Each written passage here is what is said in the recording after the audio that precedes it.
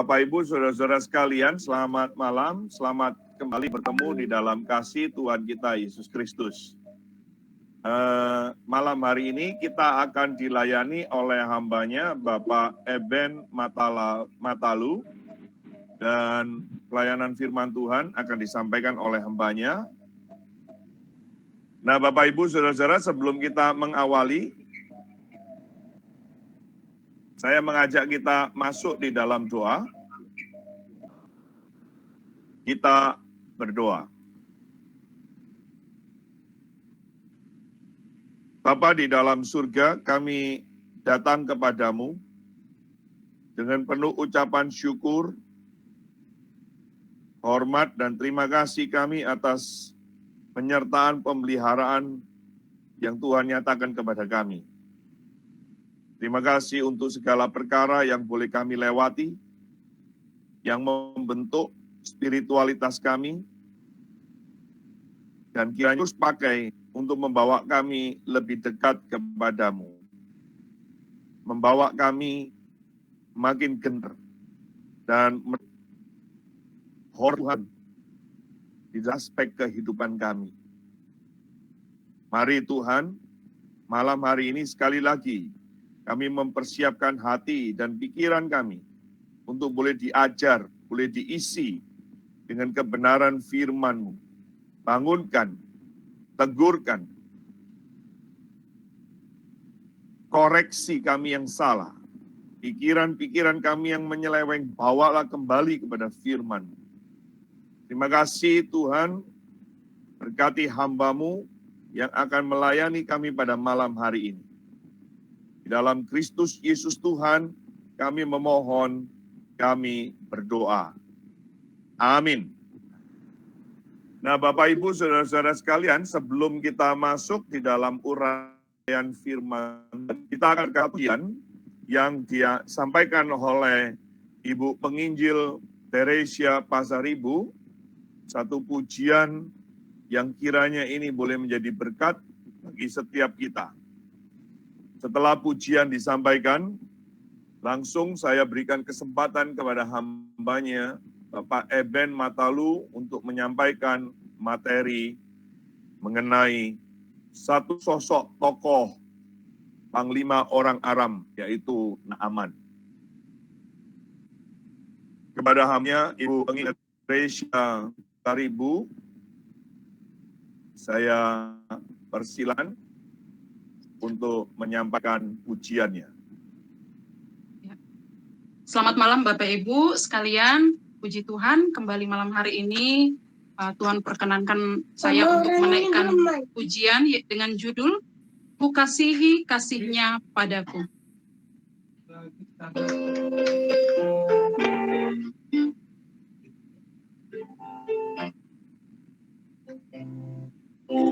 Padamu ya Bapakku bersyukur, karena bagi dunia menyatakan berbagai ajaib satu terbesar, yang terindah yakni kasih-Mu lah. Sangat besar laknat cinta-Mu, ku kasihi, ku bergemar sebab kasih-Mu bagiku tak terberi. Meski lupa dan jalan sesat, ku tunjuk jalan selamat bagiku. Anak-Mu ini balik padamu, sebab ku ingat akan cinta-Mu. Sangat besar laknat cinta-Mu, ku kasihi, ku bergemar sebab kasih-Mu bagiku tak terberi. Bila ku tiba di dalam surga, ku nyanyikan sebuah kidunglah, ku nyanyikan selama-lamanya kasih Tuhan yang ajaib itulah. Sangat besar laknat cinta-Mu, ku kasihi, ku bergemar sebab kasih-Mu bagiku tak terberi. Sangat besar laknat cinta-Mu, Ku kasihi, ku kasihi, ku bergemar sebab kasih-Mu bagiku tak terperi.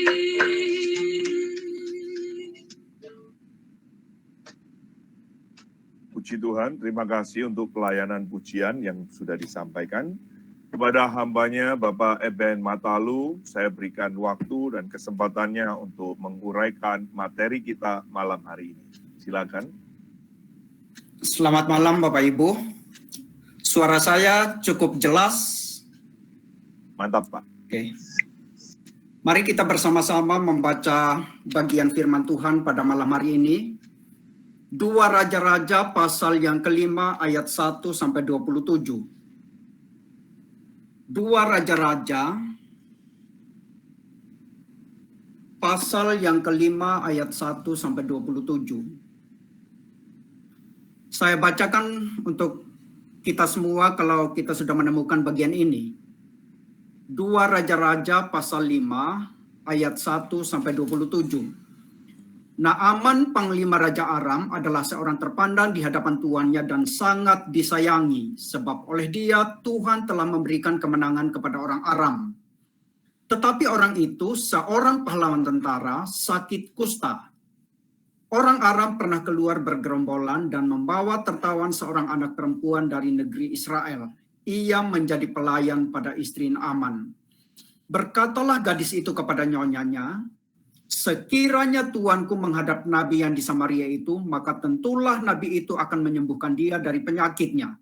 Lalu pergilah Naaman memberitahukan kepada tuannya, katanya, begini-beginilah dikatakan oleh gadis yang dari negeri Israel itu. Maka jawab Raja Aram, baik, pergilah dan aku akan mengirim surat kepada Raja Israel.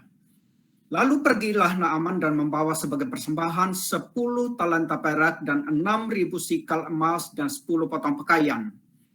Ia menyampaikan surat itu kepada Raja Israel yang berbunyi, sesampainya surat ini kepadamu, maklumlah kiranya bahwa aku menyuruh kepadamu Naaman, pegawaiku, supaya engkau menyembuhkan dia dari penyakit kustanya. Segera sesudah Raja Israel membaca surat itu, dikoyakannya lah pakaiannya serta berkata, Allahkah aku ini yang dapat mematikan dan menghidupkan, sehingga orang ini mengirim pesan kepadaku, supaya kusembuhkan seorang dari penyakit kustanya. Tetapi sesungguhnya perhatikanlah dan lihatlah, ia mencari gara-gara terhadap aku. Segera sesudah didengar Elisa abdi Allah itu bahwa Raja Israel mengoyakkan pakaiannya, dikirimnyalah pesan kepada raja bunyinya, mengapa engkau mengoyakkan pakaianmu? Biarlah ia datang kepadaku supaya ia tahu bahwa ada seorang nabi di Israel. Kemudian datanglah Naaman dengan kudanya dan keretanya lalu berhenti di depan pintu rumah Elisa. Elisa menyuruh seorang suruhan kepadanya mengatakan, pergilah mandi 7 kali dalam sungai Yordan, maka tubuhmu akan pulih kembali sehingga engkau menjadi tahir. Tetapi pergilah Naaman dengan gusar sambil berkata, aku sangka bahwa setidak-tidaknya ia datang keluar dan berdiri memanggil nama Tuhan Allahnya, lalu menggerak-gerakkan tangannya di atas tempat penyakit itu, dan dengan demikian menyembuhkan penyakit kustaku. Bukankah Abana dan Parpar, sungai-sungai Damsik, lebih baik dari segala sungai di Israel? Bukankah aku dapat mandi di sana dan menjadi tahir? Kemudian berpalinglah ia dan pergi dan panas hati. Tetapi pegawai-pegawainya datang mendekat serta berkata kepadanya, Bapak, seandainya Nabi itu menyuruh perkara yang sukar kepadamu, bukankah Bapak akan melakukannya? Apalagi sekarang ia hanya berkata kepadamu, mandilah dan engkau akan menjadi tahir. Maka turunlah ia membenamkan dirinya 7 kali dalam sungai Yordan sesuai dengan perkataan abdi Allah itu. Lalu pulihlah tubuhnya kembali seperti tubuh seorang anak dan ia menjadi tahir. Kemudian kembalilah ia dengan seluruh pasukannya kepada abdi Allah itu. Setelah sampai, tampillah ia ke depan Elisa dan berkata, sekarang aku tahu bahwa di seluruh bumi tidak ada Allah kecuali di Israel. Karena itu terimalah kiranya suatu pemberian dari hambamu ini. Tetapi Elisa menjawab, demi Tuhan yang hidup yang di hadapannya aku menjadi pelayan, sesungguhnya aku tidak akan menerima apa-apa. Dan walaupun Naaman mendesaknya supaya menerima sesuatu, ia tetap menolak. Akhirnya berkatalah Naaman, Jikalau demikian, biarlah diberikan kepada hamba-Mu ini tanah sebanyak muatan sepasang bagal, sebab hamba-Mu ini tidak lagi akan mempersembahkan korban bakaran atau korban sembelihan kepada Allah lain, kecuali kepada Tuhan. Dan kiranya Tuhan mengampuni hamba-Mu ini dalam perkara yang berikut. Apabila tuanku masuk ke kuil Rimon untuk sujud menyembah di sana, dan aku menjadi pengapitnya sehingga aku harus ikut sujud menyembah dalam kuil Rimon itu, kiranya Tuhan mengampuni hamba-Mu ini dalam hal itu. Maka berkatalah Elisa kepadanya, pergilah dengan selamat. Setelah Naaman berjalan tidak berapa jauh daripadanya, berpikirlah Gehazi, bujang Elisa, abdi Allah. Sesungguhnya tuanku terlalu menyegani Naaman orang Aram ini dengan tidak menerima persembahan yang dibawanya. Demi Tuhan yang hidup, sesungguhnya aku akan berlari mengejar dia dan akan menerima sesuatu daripadanya. Lalu Gehazi mengejar Naaman dari belakang. Ketika Naaman melihat ada orang berlari-lari mengejarnya, turunlah ia dengan segera dari atas kereta untuk mendapatkan dia dan berkata, selamat. Jawabnya, selamat. Tuanku Elisa menyuruh aku mengatakan, baru saja datang kepadaku 2 orang muda dari pegunungan Efraim, dari antara rombongan nabi. Baiklah, berikan kepada mereka setalenta perak dan 2 potong pakaian. Naaman berkata, silakan ambillah 2 talenta. Naaman mendesak dia dan membungkus 2 talenta perak dalam 2 pundi-pundi dan 2 potong pakaian. Lalu memberikannya kepada 2 bujangnya. Mereka ini mengangkut semuanya di depan Gehazi. Setelah mereka sampai ke bukit, disambutnyalah dari tangan mereka, disimpannya di rumah dan disuruhnya kedua orang itu pergi, maka pergilah mereka. Baru saja Gehazi masuk dan tampil di depan tuannya, berkatalah Elisa kepadanya, dari mana Gehazi? Jawabnya, hamba-Mu ini tidak pergi kemana-mana. Tetapi kata Elisa kepadanya, bukankah hatiku ikut pergi ketika orang itu turun dari atas keretanya mendapatkan engkau? Maka sekarang engkau telah menerima perak dan dengan itu dapat memperoleh kebun-kebun, kebun zaitun, kebun anggur, kambing domba, lembu sapi, budak laki-laki dan budak perempuan. Tetapi penyakit kusta Naaman akan melekat kepadamu dan kepada anak cucumu untuk selama-lamanya. Maka keluarlah Gehazi dari depannya dengan kena kusta putih seperti salju. Mari kita berdoa sekali lagi. Terima kasih ya Tuhan untuk malam hari ini kami boleh berkumpul bersama-sama untuk mendengarkan firman Tuhan. Kami telah membaca firman-Mu dan kiranya Roh-Mu yang kudus bekerja di dalam hati setiap kami supaya ketika firman-Mu kami renungkan, kami boleh memahaminya seturut dan kehendak Tuhan. Terima kasih ya Tuhan, di dalam nama Tuhan Yesus kami berdoa. Amin. Saudara-saudara yang saya kasihi di dalam Tuhan kita Yesus Kristus, dari kisah yang cukup panjang yang kita baca tadi, kisah penyembuhan Naaman dari sakit kusta, kalau kita perhatikan, cukup banyak tokoh yang terlibat di dalamnya. Ada tokoh di level paling atas dalam masyarakat, yaitu Raja Israel dan Raja Aram. Ada pejabat penting, yaitu Naaman, panglima tentara Aram dan istrinya. Ada rohaniawan penting pada zaman itu, yaitu Elisa, nabi Tuhan di Samaria, dan juga bujang atau pembantunya, yaitu Gehazi. Lalu ada juga tokoh di level yang paling rendah dalam masyarakat, yaitu gadis Israel yang sedang ditawan dan dijadikan pembantu atau budak.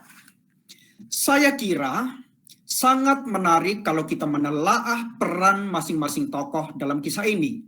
Tetapi malam ini, karena keterbatasan waktu, kita hanya membahas 2 tokoh, yaitu Naaman dan gadis kecil Israel.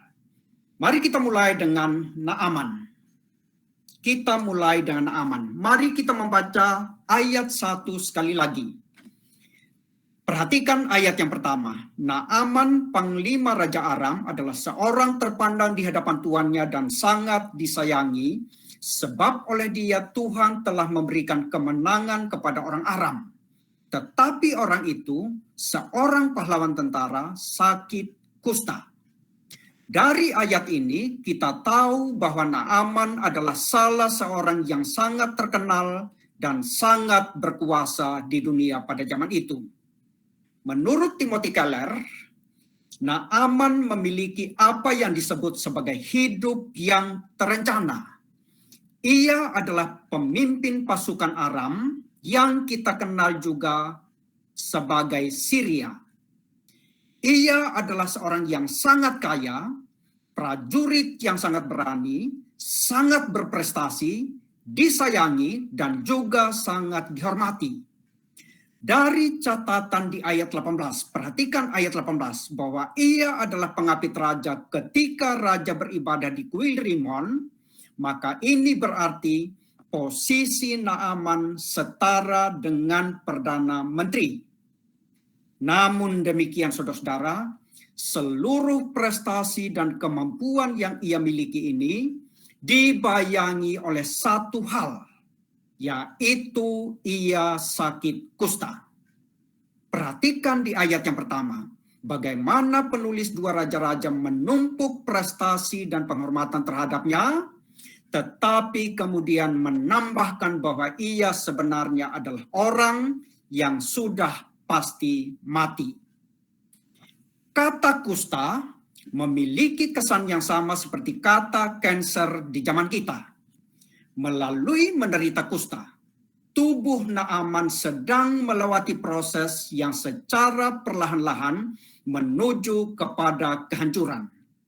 Tubuhnya akan membesar, luka di sana-sini, kulit dan tulangnya rapuh, dan semuanya akan hancur secara bertahap. Dan pada zaman itu, tidak ada obat untuk penyakit seperti ini.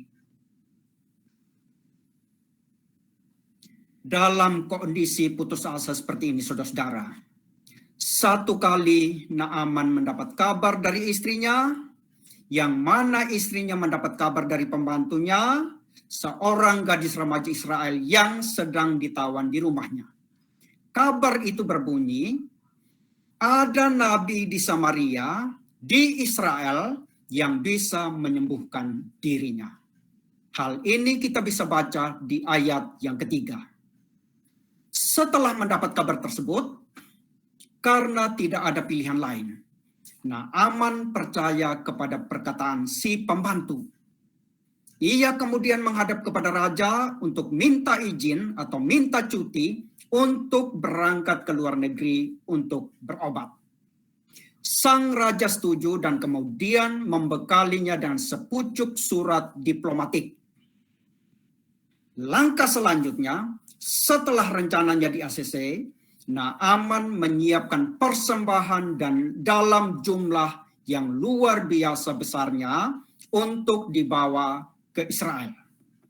Perhatikan ayat 5b, saudara-saudara. Daftar persembahan yang dicatat di ayat 5b.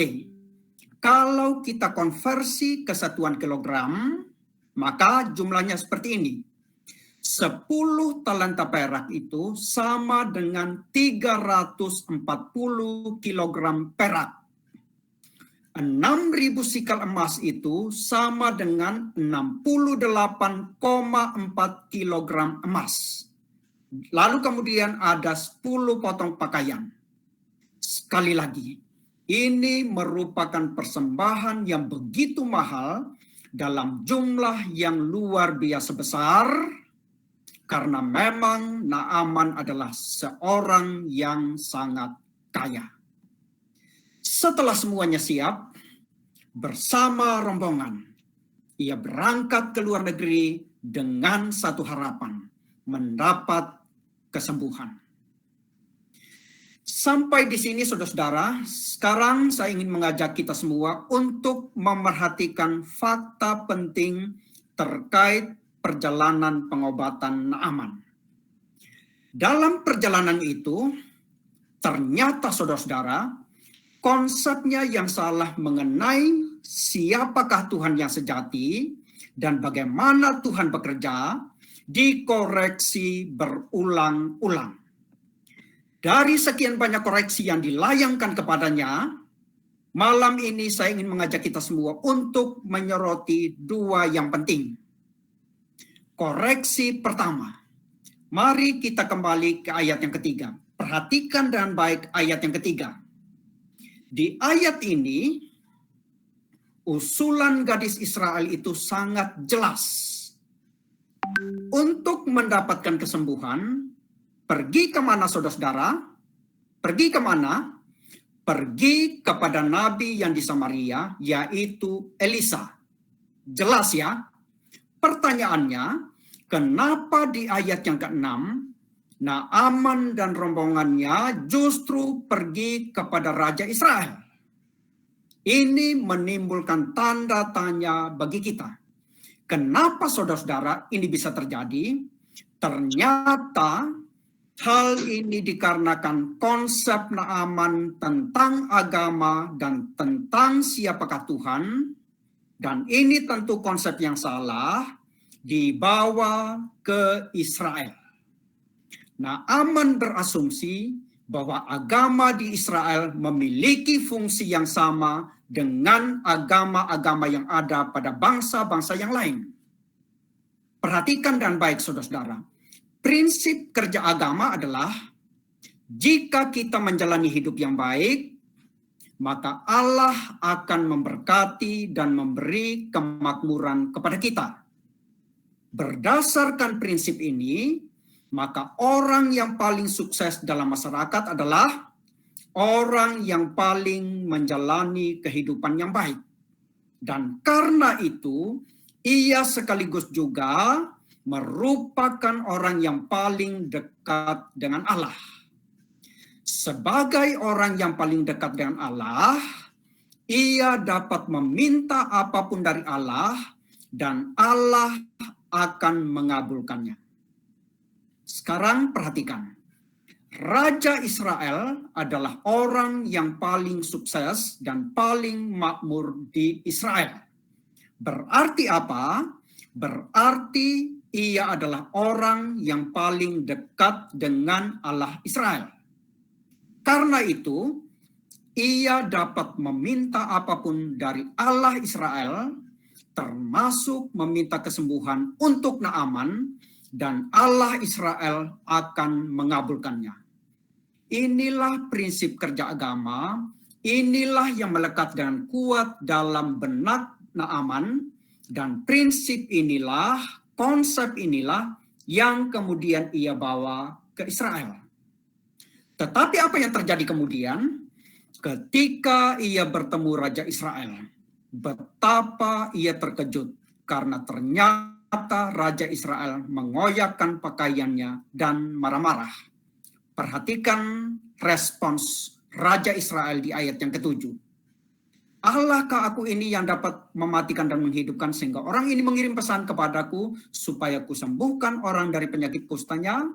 Tetapi sesungguhnya perhatikanlah dan lihatlah, ia mencari gara-gara terhadap aku. Di titik ini saudara-saudara, meskipun bingung, Naaman mulai belajar bahwa Allah Israel berbeda dengan ilah-ilah bangsa lain. Allah Israel bukanlah dewa yang bisa dikendalikan melalui menjalani kehidupan yang baik dan melalui memberinya korban persembahan. Allah Israel bukanlah Allah yang bisa disuap. Ilah-ilah dalam agama lain bisa dikendalikan. Jika kita memberi mereka korban dan penyembahan, mereka bisa berutang budi kepada kita. Namun saudara-saudara, Allah Israel tidak bisa didekati seperti ini. Apapun yang ia berikan, itu semata-mata karena anugerahnya. Inilah Allah Israel, inilah Allah kita, Allah yang maha berdaulat. Inilah koreksi pertama terhadap Naaman. Di titik ini, ia belajar mengenal Allah Israel dan bagaimana Allah Israel bekerja. Koreksi yang kedua. Kalau kita perhatikan, dari semua pengalaman perjalanan pengobatan Naaman, yang membuatnya paling terkejut adalah pesan yang disampaikan suruhan Elisa kepada dia. Pesannya apa? Lihatlah ayat yang ke-10. Pesan itu berbunyi, Pergilah mandi 7 kali di sungai Yordan, maka tubuhmu akan pulih kembali sehingga engkau menjadi tahir. Perhatikan saudara-saudara, kalau dalam koreksi-koreksi sebelumnya, Naaman masih bisa menahan emosinya, maka di titik ini amarahnya tidak bisa dibendung lagi. Amarahnya meledak. Di ayat 11 dikatakan ia gusar. Dan di akhir ayat 12 dikatakan, ia pergi dengan panas hati. Mari kita sama-sama pikir, saudara-saudara. Kita coba sama-sama pikir ya. Kenapa ketika ia diminta mandi 7 kali di sungai Yordan, ia marah? Kenapa, saudara-saudara? Apa yang salah dengan perintah ini? Apa yang salah dengan perintah ini? Tidak ada, saudara-saudara. Kalau demikian, kenapa ia marah? Jawabannya adalah karena perintah ini terlalu mudah. Dalam perjalanannya menuju rumah Elisa, sebetulnya Naaman sudah memiliki gambaran seperti ini di dalam. Elisa akan mengambil persembahan yang ia bawa, lalu melakukan beberapa gerakan sihir terhadap dia. Perhatikan ayat 11. Atau Elisa akan menyuruh ia melakukan perkara yang sukar, dalam tanda petik, seperti yang umumnya diminta para dukun. Misalnya, ia diminta pergi ke tempat yang sangat jauh dan berjalan kaki, mencari dedaunan hijau tertentu yang hanya ditemukan di situ, dipetik tepat jam 12 malam. Setelah dipetik, daun tersebut hanya boleh dimasak oleh istrinya, dimasak dengan nyala api dari kayu tertentu, airnya diminum 3 kali sehari selama 2 tahun penuh. Selama mengonsumsi obat itu, ia dilarang keras makan diguling. Kalau ia menaati semua ini, barulah ia mendapatkan kesembuhan. Inilah yang ada dalam benaknya. Ia berpikir Elisa akan menuntut dalam tanda petik perkara yang sukar kepada dia. Sehingga kalau pada akhirnya ia sembuh, ia patut bangga karena ia punya jasa melalui menaati dan menjalankan semua perintah yang sulit ini. Tetapi sayang saudara-saudara, bukan perkara sukar seperti ini yang diminta Elisa. Yang diminta Elisa ternyata begitu mudah. Hanya pergi mandi 7 kali di sungai Yordan. Hanya pergi mandi 7 kali di sungai Yordan. Ketika mendengar permintaan ini, dalam hati Naaman mungkin berkata seperti ini, saudara-saudara. Orang idiot, anak kecil, bahkan oma-oma bisa pergi dan mandi di sungai Yordan. Hal ini sama sekali tidak memerlukan keahlian apapun. Saudara-saudara, kalau benar ini yang ada dalam hati Naaman, maka memang inilah poin yang mau dinyatakan Elisa kepada dia. Mari kita perhatikan kembali pertanyaan berikut. Perhatikan dengan baik ya, pertanyaan berikut. Apakah perintah pergilah mandi adalah perintah yang sulit? Coba jawab. Apakah perintah pergilah mandi adalah perintah yang sulit? Jawabannya adalah ya. Ini adalah perintah yang sulit. Kenapa sulit? Karena terlalu mudah. Karena terlalu mudah, perintah ini telah menjadi batu sandungan bagi Naaman. Ia tidak mau menaati dan melakukannya karena terlalu mudah. Tetapi sebetulnya perintah ini begitu mudah, tujuannya adalah untuk menyadarkan Naaman bahwa di hadapan Tuhan, Naaman adalah pengemis yang bangkrut dan tidak berdaya. Jabatannya, prestasinya, kekayaannya, persembahannya dalam jumlah yang luar biasa besarnya, semuanya ini tidak lebih dari sampah yang tidak berguna, yang sama sekali tidak memiliki andil apa-apa dalam kesembuhannya. Maka itu sebabnya yang diminta dari dia cukup perkara yang begitu mudah. Dan dia cukup mengakui dengan rendah hati bahwa dirinya adalah pengemis yang tidak berdaya, yang semata-mata hanya mengharapkan belas kasihan Tuhan untuk kesembuhannya. Sikap hati seperti inilah yang Tuhan inginkan dari dia. Sikap hati seperti inilah yang juga Tuhan inginkan dari kita semua. Saudara-saudara yang saya kasihi di dalam Tuhan kita Yesus Kristus,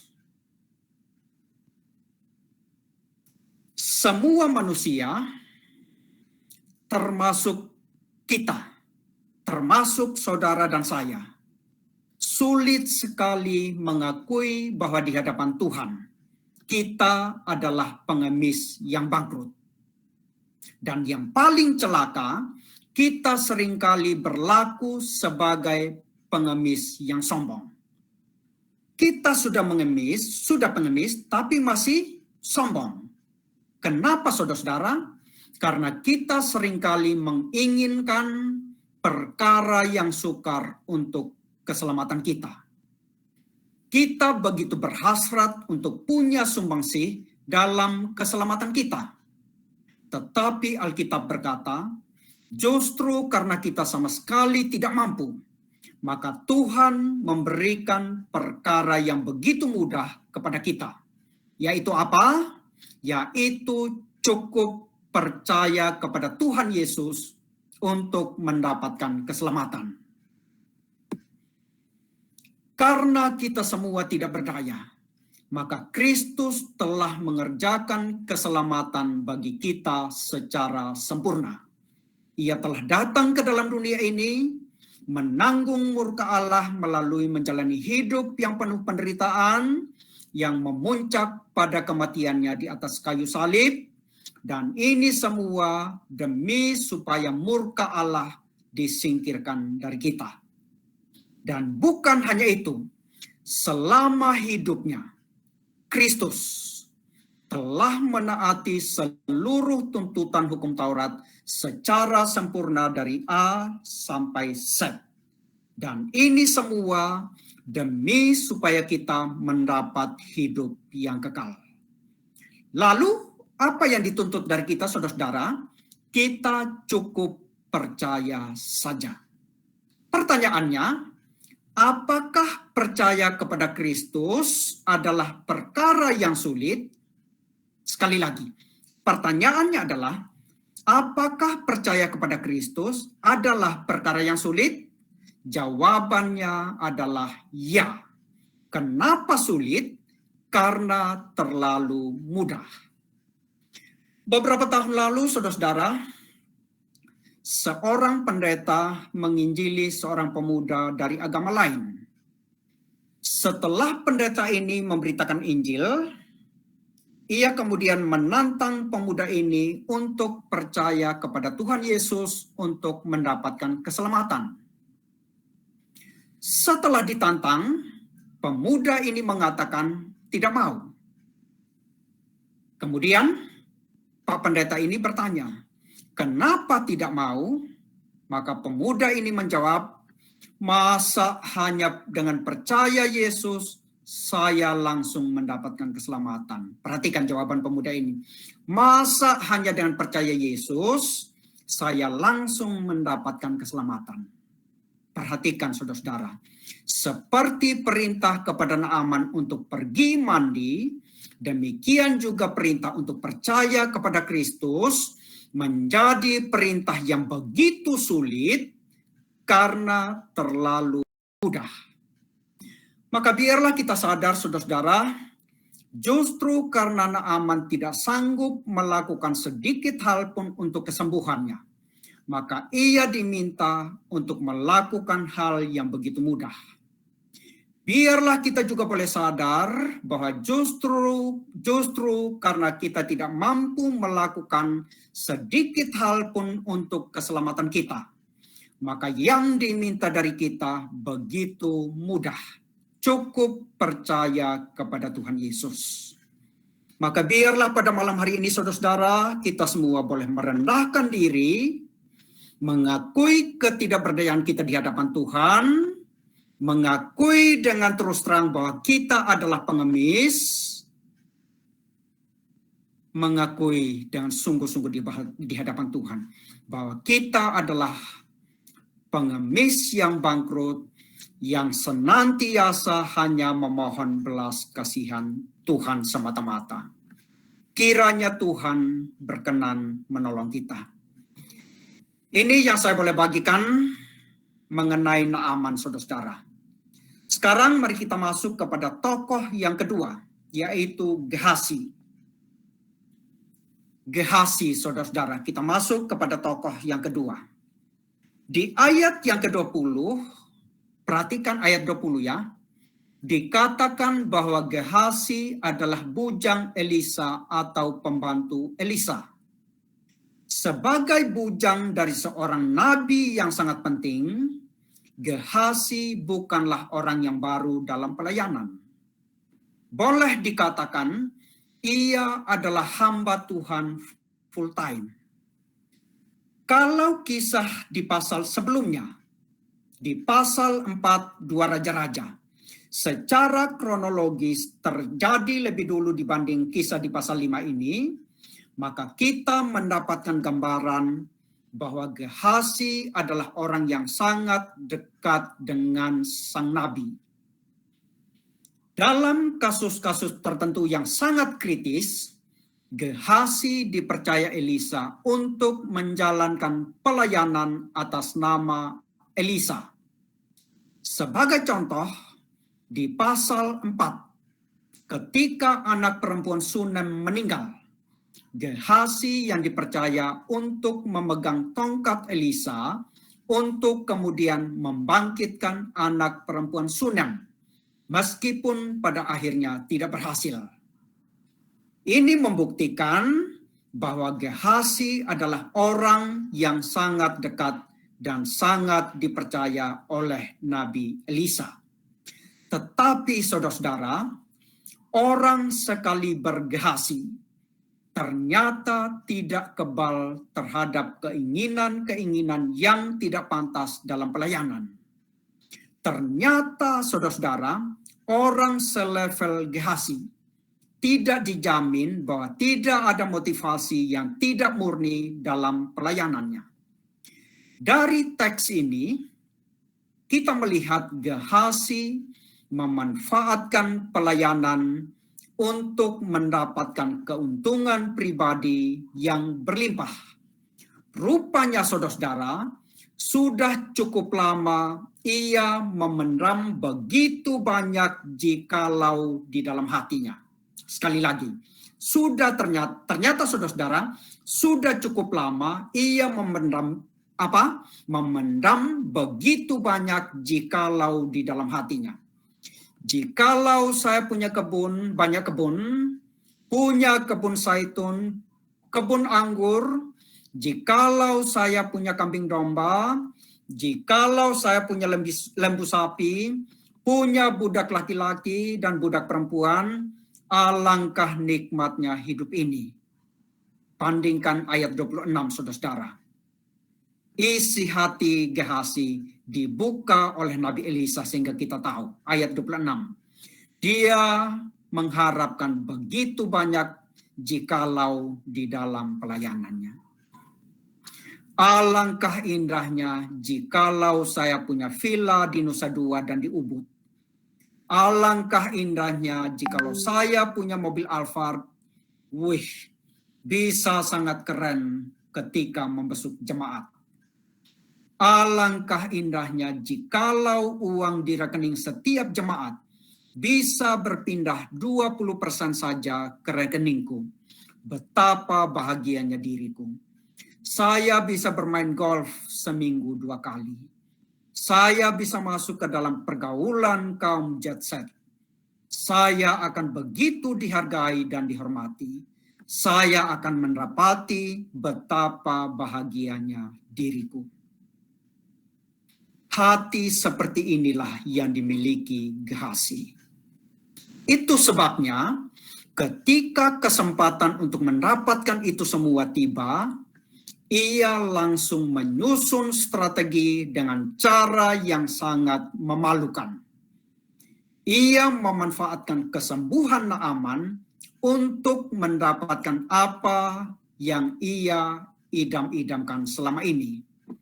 Untuk itu, saudara-saudara, ia pun melakukan penipuan berangkai dari satu tipuan ke tipuan yang lain.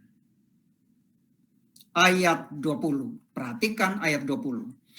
Gehazi memfitnah Elisa di dalam hatinya dengan berkata, sesungguhnya tuanku terlalu menyegani Naaman orang Aram ini dengan tidak menerima persembahan yang dibawanya. Padahal saudara-saudara, faktanya tidak demikian. Mestinya saudara-saudara, Gehazi tahu sebagai seorang yang dekat dengan sang nabi, mestinya ia tahu bahwa Elisa tidak menerima pemberian dari Naaman bukan karena segan, tetapi karena mau mengajarkan prinsip teologis yang sangat penting, yaitu bahwa kesembuhan Naaman semata-mata karena anugerah Tuhan. Di dalamnya tidak ada sumbangsih Naaman melalui memberikan persembahan. Perhatikan ayat 22. Di ayat 22, saudara-saudara, Gehazi mengarang cerita. Dia berkata, tuanku Elisa menyuruh aku mengatakan, baru saja datang kepadaku 2 orang muda dari pegunungan Efraim dari antara rombongan nabi. Padahal sungguh mati, saudara-saudara. Elisa tidak menyuruh dia. Elisa sama sekali tidak memerintah dia untuk melakukan hal itu. Dan sungguh mati, saudara-saudara, sama sekali tidak ada 2 orang muda dari pegunungan Efraim yang datang. Kemudian, selain ia adalah penipu ulung, ia juga sangat lihai bermain sandiwara. Perhatikan ayat 22-23. Di situ kan, saudara-saudara, ia meminta 1 talenta perak dan 2 potong pakaian. Tetapi karena Naaman begitu polos dan begitu bersukacita karena sudah sembuh, Naaman memberinya 2 talenta perak, satu jumlah yang sangat besar, sama dengan 68 kilogram perak. Tetapi perhatikan di dalam kesemuanya ini, perhatikan kelihayan Gehazi dalam bermain sandiwara.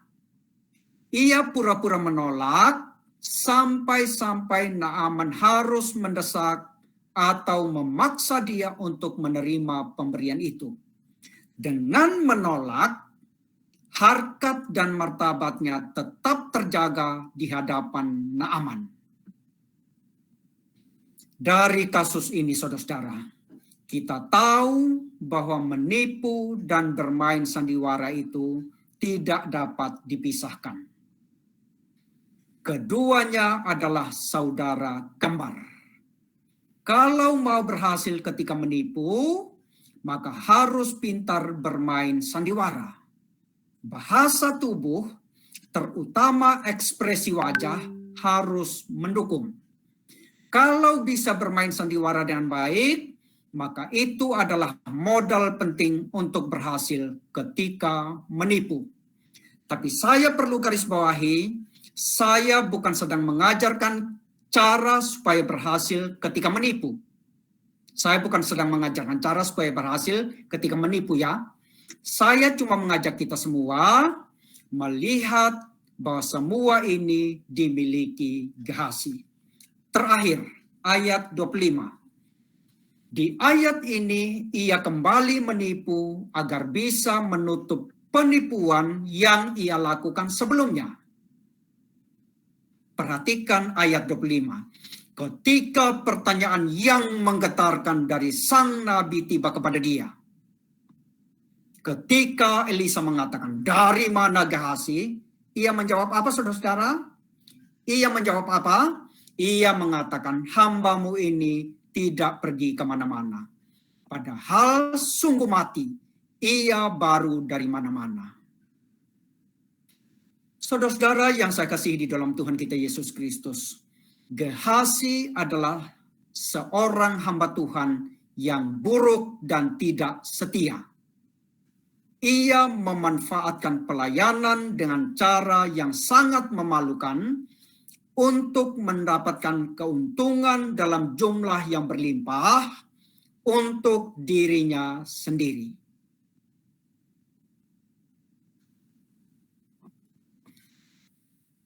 Apa yang saudara pikirkan ketika mendapati seorang hamba Tuhan yang seperti ini? Saya percaya di satu sisi saudara-saudara tentu kita marah.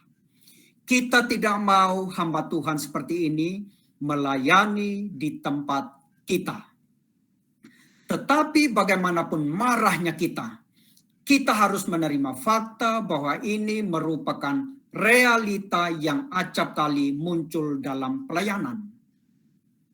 Namun demikian, di sisi yang lain, kehadiran hamba Tuhan yang seperti ini justru menyadarkan kita dan memimpin kita untuk merindukan seorang hamba Tuhan yang setia secara sempurna seumur hidupnya, yang menjalankan pelayanan dengan benar untuk mendapatkan keuntungan dalam jumlah yang berlimpah, bukan untuk dirinya sendiri, tetapi untuk orang lain. Kalau ini yang kita rindukan, maka saya mau mengatakan, hamba yang seperti ini kita temukan hanya di dalam diri Tuhan kita, Yesus Kristus. Dalam Yesaya 53, ia disebut sebagai hamba yang menderita. Yesus Kristus disebutkan sebagai hamba yang menderita. Ia digambarkan sebagai orang yang dianiaya, yang membiarkan dirinya ditindas dan tidak membuka mulutnya. Dalam pelayanan, ia rela mengalami semua penderitaan ini sampai akhirnya mati. Dalam Galatia 4 ayat 4 dicatat bahwa Kristus takluk kepada hukum Taurat. Artinya apa, saudara-saudara? Artinya adalah di sepanjang hidupnya Tuhan kita, Juru Selamat kita, Yesus Kristus, setia menaati seluruh tuntutan hukum Taurat secara sempurna. Maka di sini kita melihat Sang Juru Selamat berdiri dalam kontras yang tajam dengan Gehazi.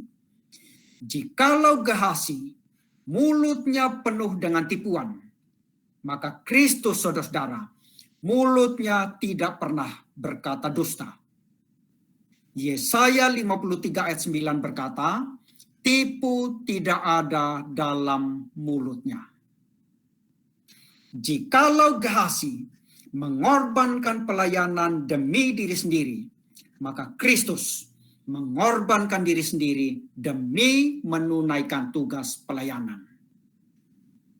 Jikalau Gehazi melayani demi keuntungan diri sendiri, maka Kristus melayani demi keuntungan orang lain, yaitu saudara dan saya.